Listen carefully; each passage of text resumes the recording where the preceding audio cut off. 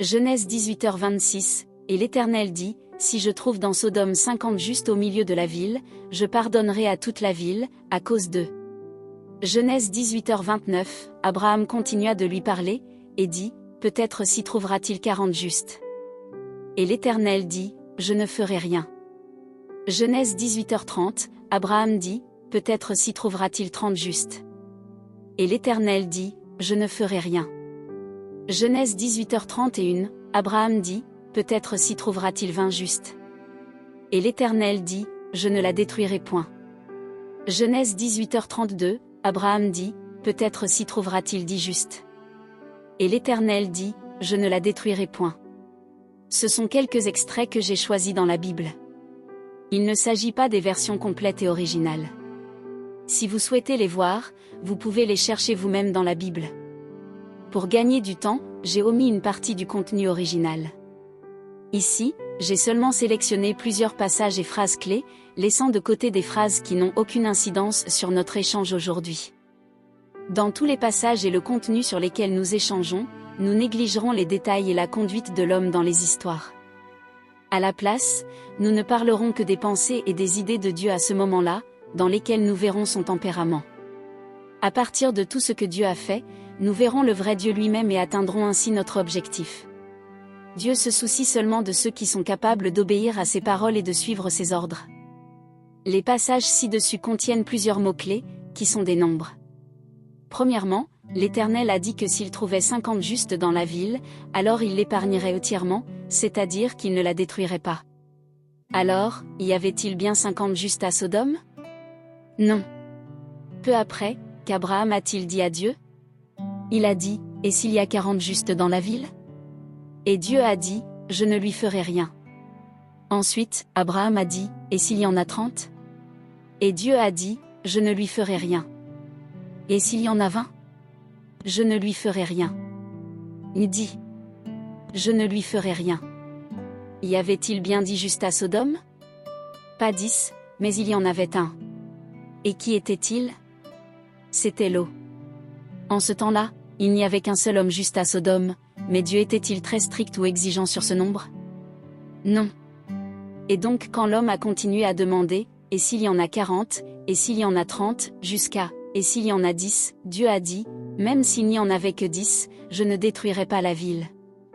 Je l'épargnerai, en plus de ces 10, je pardonnerai les autres. Dieu aurait déjà été assez pitoyable, mais il s'est avéré qu'il n'y avait même pas autant de justes à Sodome.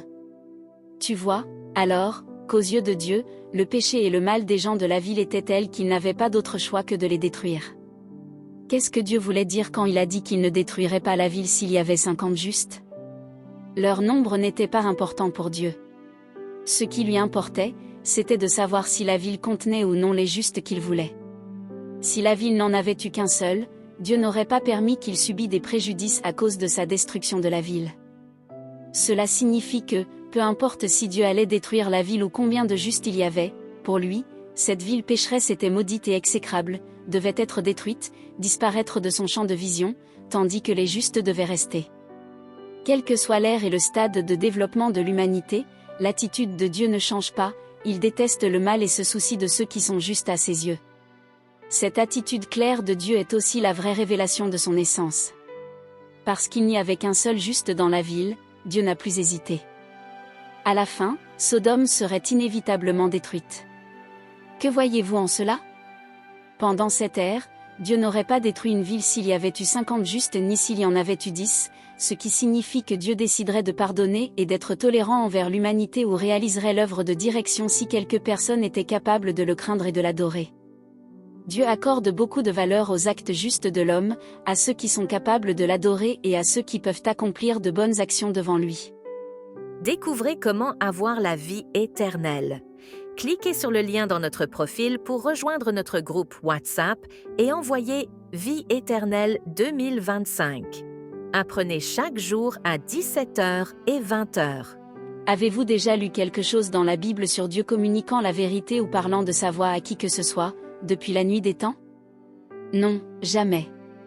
Les paroles de Dieu à l'homme, que nous lisons, ont seulement annoncé aux gens ce qui doit être fait. Certains ont suivi ces paroles et l'ont fait, d'autres non. Certains ont cru, d'autres non.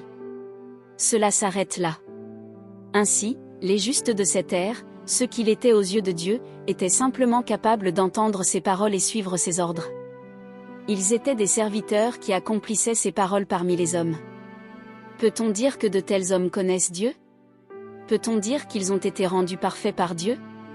Non.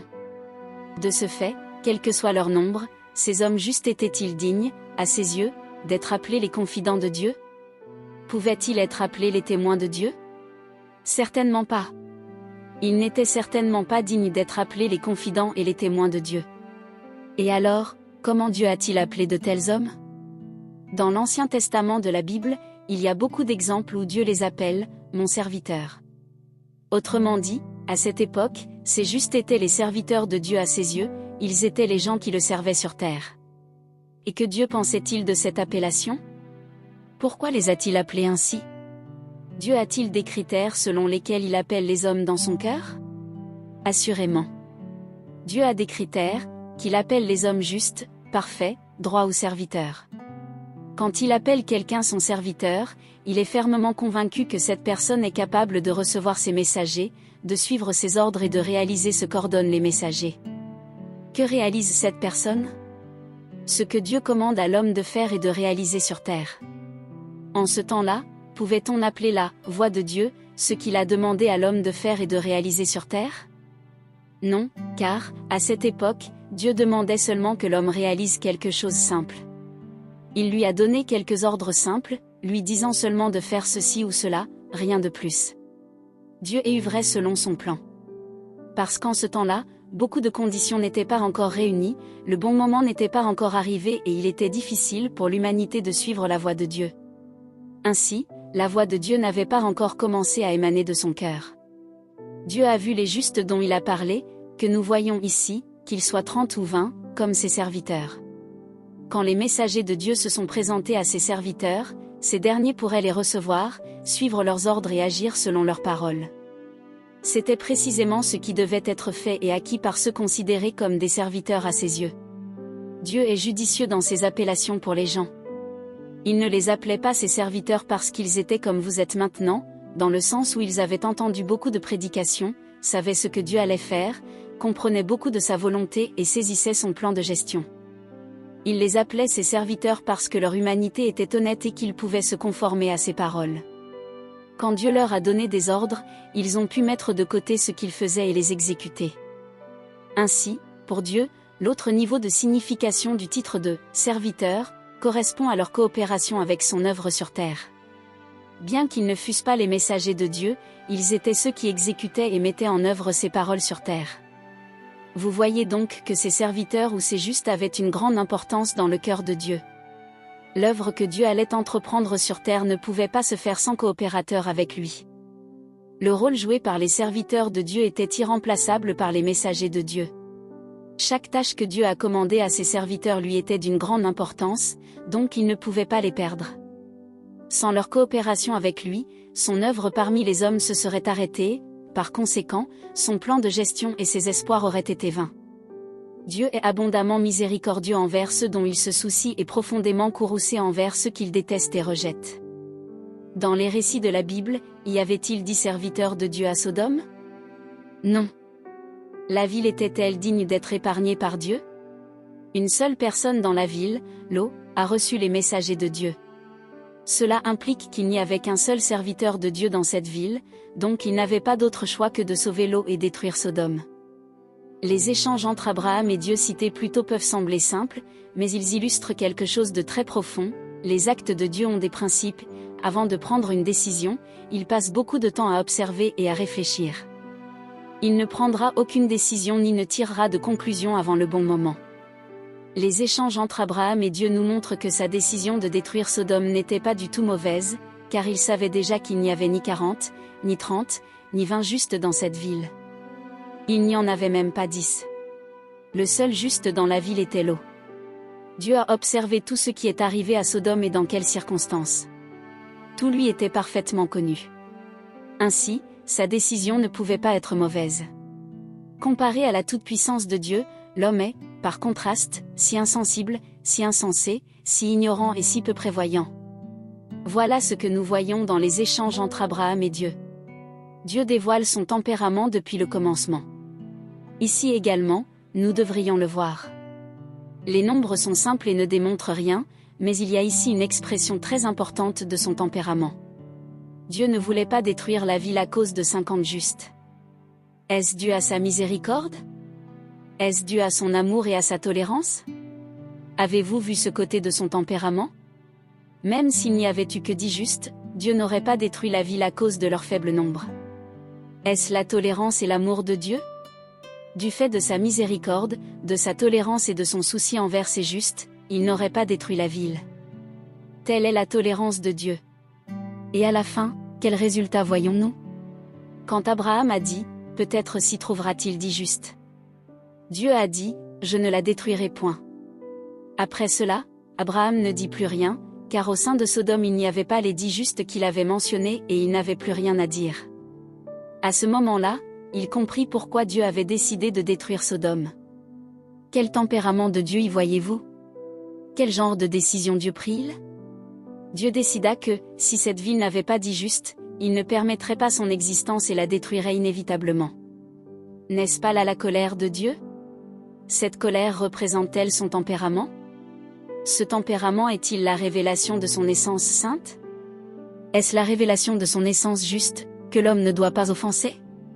Après avoir confirmé qu'il n'y avait pas 10 justes dans Sodome, Dieu était certain de détruire la ville et punit sévèrement ses habitants, car ils s'opposaient à lui et étaient trop souillés et corrompus.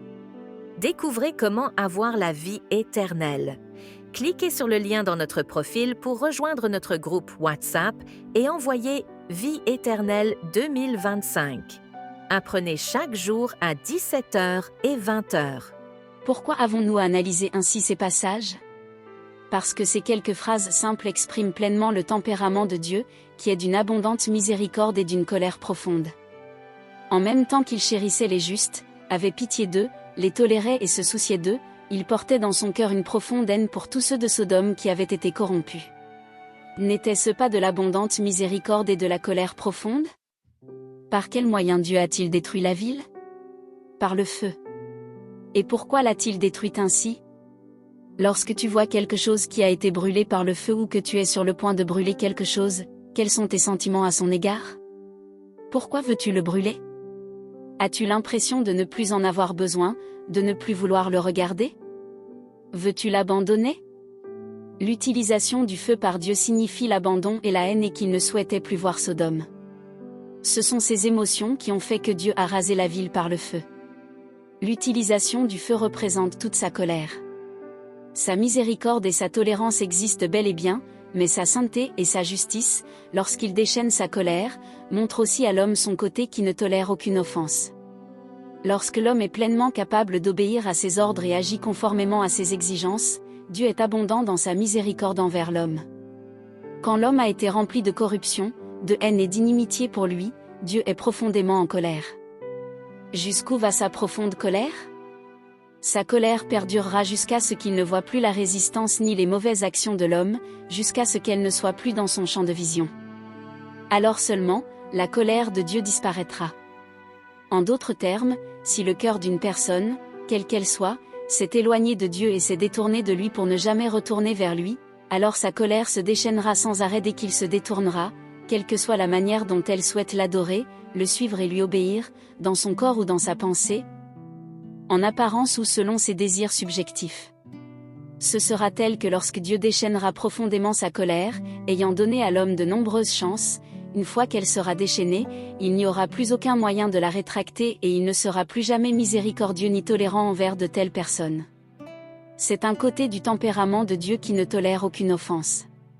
Ici, il semble normal aux gens que Dieu détruise une ville, car une ville pleine de péchés ne pourrait pas exister et demeurer, à ses yeux, et il était rationnel qu'il la détruise.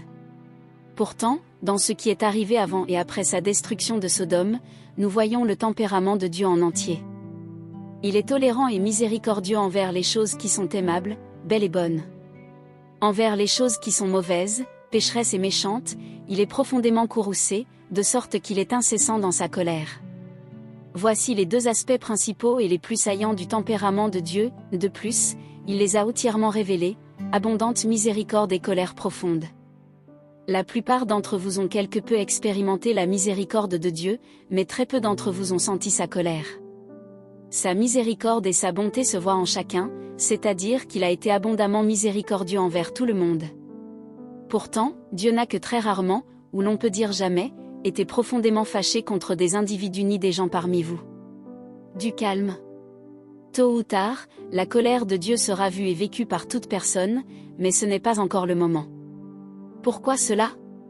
Parce que quand Dieu est constamment en colère contre quelqu'un, c'est-à-dire lorsqu'il déchaîne sa colère profonde contre lui, cela signifie qu'il déteste et rejette cet homme depuis longtemps, qu'il méprise son existence et ne la supporte pas. Dès que sa colère tombera sur lui, il disparaîtra. Aujourd'hui, l'œuvre de Dieu n'a pas encore atteint ce stade. Aucun de vous ne le supportera quand Dieu sera profondément en colère. Vous voyez donc qu'en ce moment, Dieu est seulement abondamment miséricordieux envers vous et vous n'avez pas encore vu sa profonde colère. S'il y en a qui ne sont toujours pas convaincus, vous pouvez demander que la colère de Dieu vous advienne afin que vous puissiez expérimenter si oui ou non sa colère et son tempérament, qui ne peut être offensé par l'homme, existent réellement. Est-ce que vous l'oserez? Les hommes des derniers jours ne voient la colère de Dieu que dans ses paroles et ne l'expérimentent pas vraiment. Les deux côtés du tempérament de Dieu que l'on voit dans ces passages de l'Écriture sont-ils dignes que l'on échange dessus? Ayant entendu cette histoire, avez-vous une compréhension renouvelée de Dieu? Quel genre de compréhension? On peut dire que depuis le temps de la création jusqu'aujourd'hui, aucun groupe n'a autant joui de la grâce, de la miséricorde ni de la bonté de Dieu que ce dernier groupe. Bien que, dans la dernière étape, il ait accompli l'œuvre de jugement et de châtiment, ainsi que son œuvre avec majesté et colère, la plupart du temps il ne réalise son œuvre que par des paroles. Avec ces paroles, il enseigne, arrose, soutient et nourrit. La colère de Dieu, par contre, est toujours restée cachée. En dehors de l'expérience du tempérament colérique de Dieu dans ses paroles, très peu de gens ont personnellement connu sa colère. Autrement dit, cette colère ne dépasse pas ses paroles pendant son œuvre de jugement et de châtiment, même si celle révélée dans ses paroles permet aux gens d'expérimenter sa majesté et son intolérance à l'égard de l'offense. En d'autres termes, Dieu réprimande, expose, juge, châtie et condamne même l'homme par ses paroles, mais il ne s'est pas encore profondément fâché contre lui et a même à peine déchaîné sa colère contre lui en dehors de ses paroles. Ainsi, la miséricorde et la bonté de Dieu expérimentées par l'homme dans notre ère sont la révélation de son véritable tempérament, tandis que la colère de Dieu ressentie par l'homme n'est que l'effet du ton et de la perception de ses déclarations. Beaucoup considèrent à tort cet effet comme la véritable expérience et la vraie connaissance de la colère de Dieu. Par conséquent, la plupart des gens croient avoir vu sa miséricorde et sa bonté dans ses paroles, ainsi que son intolérance à l'égard de l'offense de l'homme. La majorité d'entre eux en sont même venus à découvrir sa miséricorde et sa tolérance envers l'homme. Mais peu importe à quel point le comportement de l'homme est mauvais ou son tempérament corrompu, Dieu l'a toujours supporté. En endurant, il veut attendre que les paroles qu'il a prononcées, les efforts qu'il a faits et le prix qu'il a payé aient un effet en ceux qu'il souhaite gagner. Un résultat comme celui-là s'attend longtemps et nécessite la création de différents milieux pour l'homme, de la même manière que les gens ne deviennent pas adultes aussitôt qu'ils sont nés, il faut 18 ou 19 ans, pour certaines personnes, 20 ou 30 ans avant d'acquérir la maturité de vrais adultes. Dieu attend l'achèvement de ce processus, l'arrivée d'un tel moment et de ce résultat. Pendant qu'il attend, Dieu est abondamment miséricordieux. Pendant son œuvre, cependant, un très petit nombre de personnes sont frappées et d'autres sont punies, car elles s'opposent gravement à lui. Ces exemples sont une preuve encore plus grande du tempérament de Dieu, qui ne tolère pas l'offense de l'homme, et confirme pleinement que sa tolérance et son endurance envers les élus existent réellement. Bien sûr, dans ces exemples typiques, la révélation d'une partie du tempérament de Dieu dans ces personnes n'affecte pas son plan de gestion globale. En réalité, durant cette dernière étape de son œuvre, Dieu a enduré tout son temps d'attente et a échangé son endurance et sa vie contre le salut de ceux qui le suivent. Le voyez-vous? Dieu ne perturbe pas son plan sans raison. Il peut libérer sa colère, mais aussi être miséricordieux, c'est la révélation des deux parties principales de son tempérament. N'est-ce pas très clair? En d'autres termes, tout concernant Dieu, le vrai et le faux, le juste et l'injuste, ainsi que le positif et le négatif est clairement montré à l'homme. Ce qu'il fera, ce qu'il aime et ce qu'il déteste pourront se refléter directement dans son tempérament. Ces choses peuvent aussi se voir très évidemment et clairement dans l'œuvre de Dieu et elles ne sont pas vagues ou générales. Au contraire, elles permettent à tous de voir son tempérament et ce qu'il a et est d'une manière particulièrement concrète, authentique et pratique. Tel est le vrai Dieu lui-même. Découvrez comment avoir la vie éternelle. Cliquez sur le lien dans notre profil pour rejoindre notre groupe WhatsApp et envoyez « Vie éternelle 2025 ».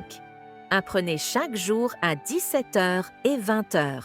Le tempérament de Dieu n'a jamais été caché à l'homme, c'est le cœur de l'homme qui s'est éloigné de Dieu. Si je n'échangeais pas sur ces points, aucun de vous ne verrait le véritable tempérament de Dieu dans les histoires de la Bible. C'est un fait. C'est parce que, bien que ces histoires bibliques aient rapporté certains actes de Dieu, il n'a prononcé que quelques paroles et n'a pas directement présenté son tempérament ni ouvertement annoncé sa volonté à l'homme. Les générations suivantes ont considéré que ces récits n'étaient rien de plus que des histoires. Il semble donc aux gens que Dieu se cache de l'homme, que ce n'est pas sa personne qui lui est cachée, mais son tempérament et sa volonté. Après mon échange d'aujourd'hui, avez-vous toujours l'impression que Dieu est entièrement caché à l'homme ? Croyez-vous toujours que son tempérament est caché à l'homme ? Depuis le temps de la création, le tempérament de Dieu a été en accord avec son œuvre. Il n'a jamais été caché à l'homme, mais lui a été pleinement annoncé et rendu évident. Pourtant, au fil du temps, le cœur de l'homme s'est éloigné de Dieu, à mesure que la corruption de l'homme s'est approfondie, l'écart entre Dieu et lui s'est creusé. Lentement mais sûrement, l'homme a disparu du champ de vision de Dieu. Il est devenu incapable de le voir, ce qu'il a laissé sans aucune nouvelle de Dieu. Ainsi, il ne sait pas si Dieu existe et va même jusqu'à nier complètement son existence. Par conséquent, son incompréhension du tempérament de Dieu et de ce qu'il a et est n'est pas due au fait qu'il est caché à l'homme, mais que son cœur s'est détourné de lui. Bien que l'homme croie en Dieu, il n'est pas dans son cœur. L'homme ignore comment l'aimer et ne veut pas le faire non plus, car son cœur ne se rapproche jamais de lui et l'évite toujours. Par conséquent, son cœur est éloigné de Dieu. Mais où est son cœur ? En réalité, le cœur de l'homme n'est allé nulle part, au lieu de le donner à Dieu ou de le lui exposer pour qu'il le voie, il l'a gardé pour lui. Et ce, en dépit du fait que certains prient Dieu souvent et disent « Oh, Dieu, observe mon cœur. Tu connais toutes mes pensées. » D'autres jurent même de laisser Dieu les observer pour qu'ils soient punis s'ils brisent leur serment. Bien que l'homme permette à Dieu d'observer son cœur, cela ne signifie pas qu'il soit capable d'obéir à ses orchestrations et ses arrangements, ni qu'il ait laissé son destin, ses perspectives et son tout sous le contrôle de Dieu. Ainsi, indépendamment des serments ou déclarations que tu fais à Dieu, ton cœur lui est toujours fermé, à ses yeux, car tu lui permets seulement d'observer ton cœur, mais pas de le contrôler. En d'autres termes, tu n'as pas du tout donné ton cœur à Dieu et ne formules que des paroles qui sonnent bien pour qu'il les entende.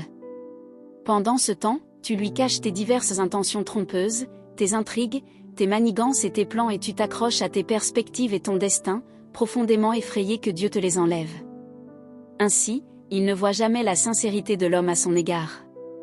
Bien qu'il observe le tréfonds du cœur de l'homme, il voit ses pensées et ses souhaits, ainsi que ce qui y est gardé, son cœur n'appartient pas à Dieu et il ne l'a pas cédé à son contrôle. Autrement dit, Dieu a le droit d'observer, mais pas de contrôler. Dans la conscience subjective de l'homme, celui-ci ne veut pas ou n'a pas l'intention de se laisser à la merci de Dieu. Non seulement l'homme s'est fermé à lui, mais il y a même des gens qui inventent des façons de masquer leur cœur, avec de belles paroles et la flatterie, pour créer une fausse impression, gagner sa confiance et dissimuler leur vrai visage à son regard. Ils ne laissent pas Dieu les voir pour qu'ils ne perçoivent pas comment ils sont réellement.